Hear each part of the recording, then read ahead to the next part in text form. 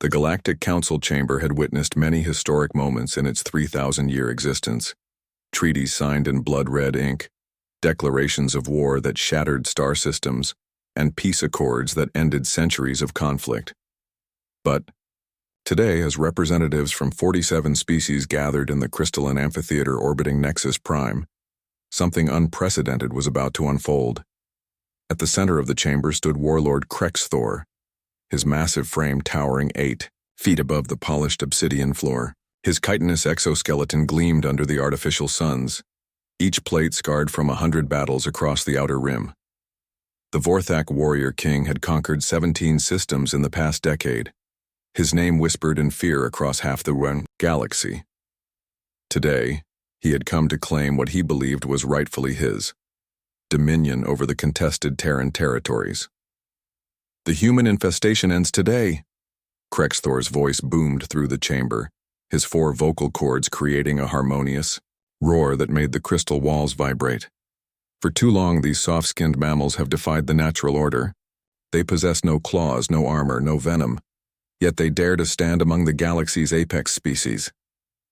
The assembled delegates shifted nervously in their seats.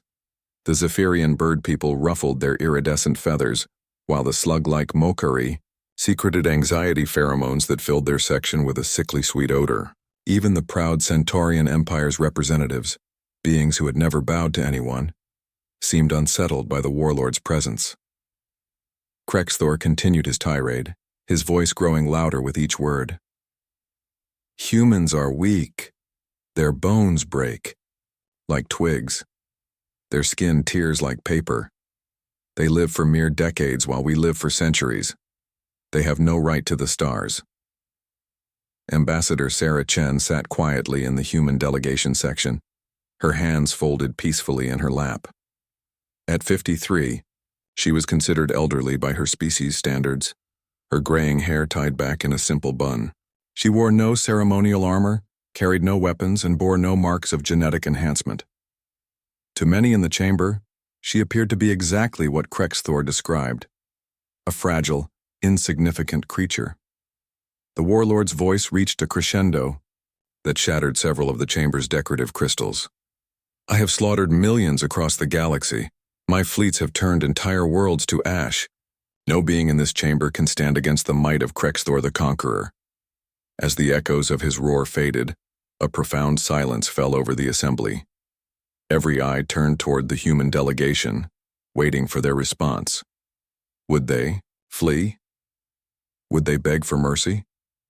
Would they offer tribute to appease this cosmic apex predator? Instead, Ambassador Chen simply stood up. The movement was so quiet, so unremarkable, that it took several moments for the chamber to notice. When she spoke, her voice was barely above a whisper, yet somehow every being in the vast space heard her words with perfect clarity. "Warlord Krexthor," she said softly, "would you like to know why humans are truly dangerous?" The question hung in the air like a challenge wrapped in silk. Krexthor's 4 eyes narrowed, his mandibles clicking with amusement. "Enlighten me, little mammal. What could your pathetic species possibly—" "We're dangerous because we remember," Chen interrupted, her voice still barely audible, yet somehow cutting through his bellow like a blade. "We remember every kindness. We remember every slight. And most importantly, we remember every species that ever helped us, or stood against us." She paused, letting her words sink in before continuing. "When the Zephyrians' homeworld was dying, who shared their atmospheric processors? When the Mokari faced the plague that nearly wiped them out, whose scientists worked 18-hour days to find a cure? When the Centaurian colonies were under siege from the Void Swarm, whose fleets arrived, first to break the blockade?" Around the chamber, delegates began to straighten in their seats. The Zephyrian ambassador's feathers began to change color, from anxious gray to determined gold. The Mokari representative stopped secreting fear pheromones, and the air began to clear. The Centaurian delegation, despite their pride, nodded slowly in acknowledgement. Chen's voice remained soft, conversational, as if she were discussing the weather rather than the fate of civilizations. You see, Warlord, you've made a fundamental error. You believe that strength comes from the ability to destroy, but true power, lasting power, comes from the ability to build, to connect, to inspire others to stand beside you not out of fear, but out of choice. Krexthor's mandibles clicked faster now, his earlier confidence beginning to waver. Words are meaningless. I have the strongest fleet in the galaxy. You had the strongest fleet, Chen corrected gently. But while you've been here making speeches, something interesting has happened. Would you care to look outside? The chamber's walls shifted to transparency, revealing the space around Nexus Prime, where once only the Council's defensive platforms had floated in the void. Now a massive armada hung in formation. Ships of every conceivable design, Zephyrian biovessels with their living hulls, mockery crystalline dreadnoughts that refracted starlight into deadly beams, Centaurian battle cruisers, bristling with weapons and dozens of other species' finest warships.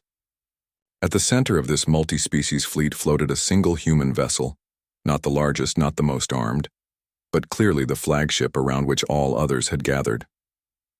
46 species received our message, Chen said, her whisper somehow carrying the weight of entire star systems. 46 species chose to honor old friendships and mutual respect. 46 species decided that they would rather stand with those who remember kindness than bow to those who only understand cruelty. The silence in the chamber was deafening. Krexthor's exoskeleton, which had seemed so imposing moments before, now appeared to be trembling slightly. Chen's final words were barely audible, yet they resonated with the power of absolute certainty. You asked what makes humans dangerous, Warlord. It's not our claws or our armor or our weapons. It's this. When we whisper, the galaxy listens. When we call for help, they answer. And when we make a promise, whether to protect our friends or to stop our enemies, we keep it. The human ambassador sat back down, folding her hands once again in her lap. Around the chamber, 46 alien species rose to their feet in solidarity.